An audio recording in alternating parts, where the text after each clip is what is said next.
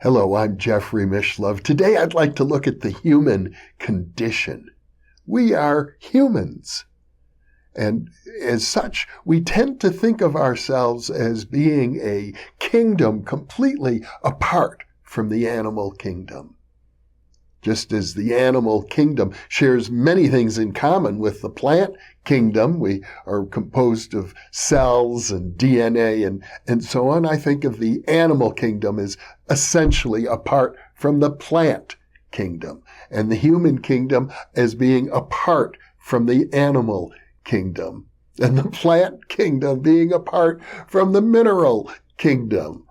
And in fact, my mentor, Arthur Young, who developed a wonderful cosmological theory embodied in his book, The Reflexive Universe, which contains a periodic table of everything, regards the human kingdom as one of the 7 major kingdoms in existence on this planet, starting with subatomic particles, and then atoms, and then molecules, and then living molecules, plants, animals, and humans. So the question is, what does it mean to be human? What is human nature all about? Many people would say, if you're in the military, for example, they would say, well, we need a military because humans have always made war with each other. At least as far as we know throughout all of recorded history. We are an aggressive species. We make war against each other. And people will also say, one of the first casualties of war is the truth. Because we make war with each other, we also have a propensity to lie and to hide, to conceal, to try and surprise people if we are attacking them, for example. So there's a lot of negativity to be said about the human race, at least in terms of what we know of our written history. There are some people who suggest that in prehistoric times, humans weren't so violent.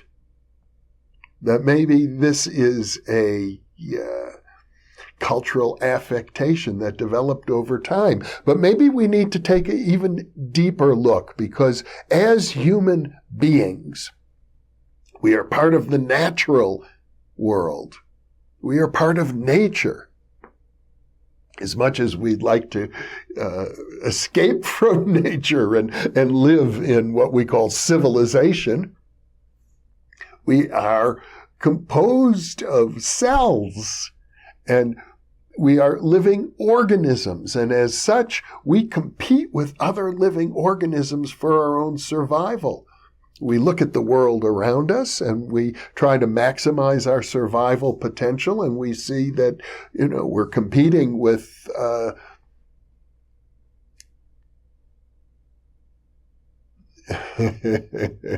actually, we're more or less at the top of the food chain, so it's not as if we're competing for food, particularly with other organisms, unless they happen to be rats or cockroaches or pests of some sort. We primarily compete with each other, but in the process of doing that, we are destroyed many species on this planet.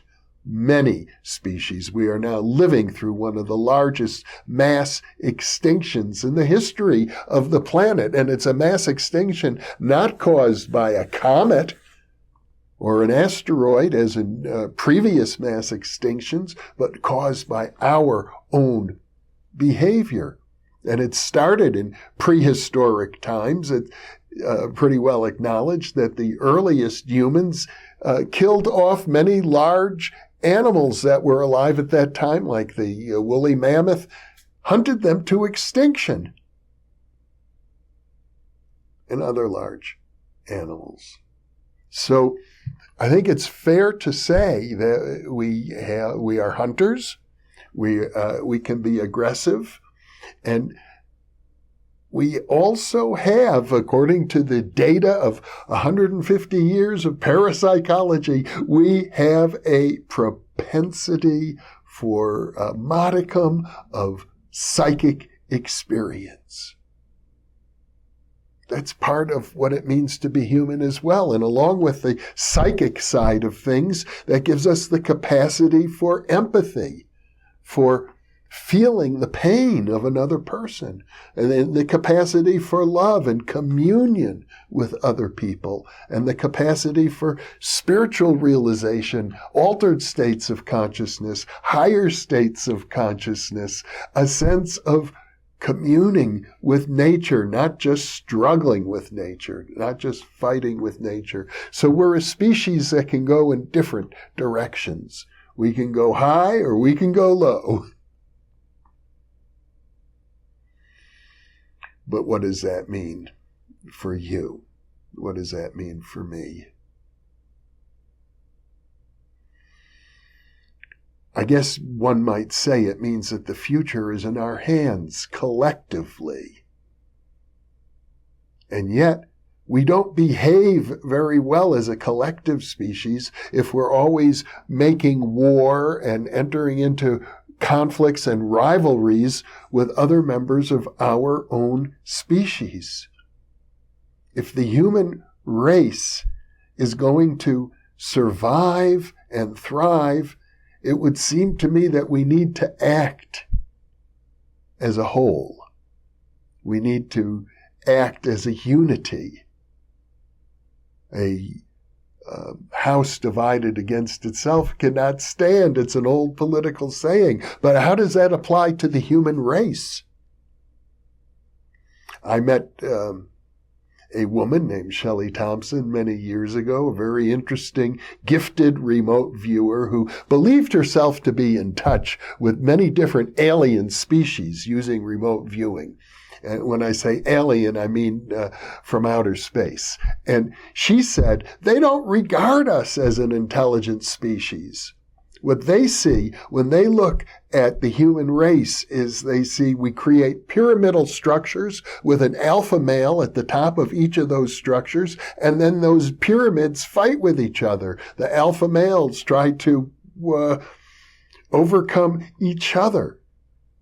That's the way human society is developed, and it's worked well so far. But you know, human beings have been on this planet a short time, relatively. Maybe, well, let's take Michael Cremo's possibilities, maybe even a few million years, but that's still very short in the biological life of this planet, which is close to 4 billion years.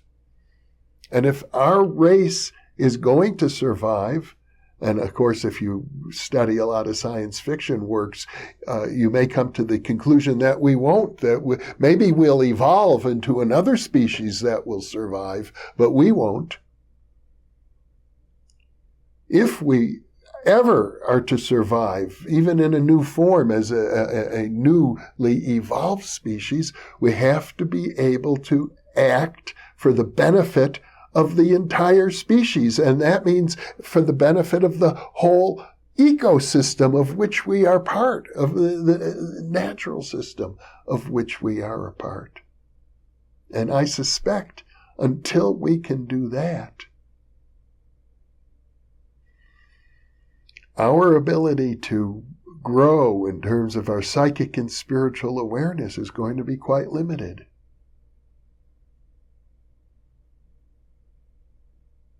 Thank you for being with me.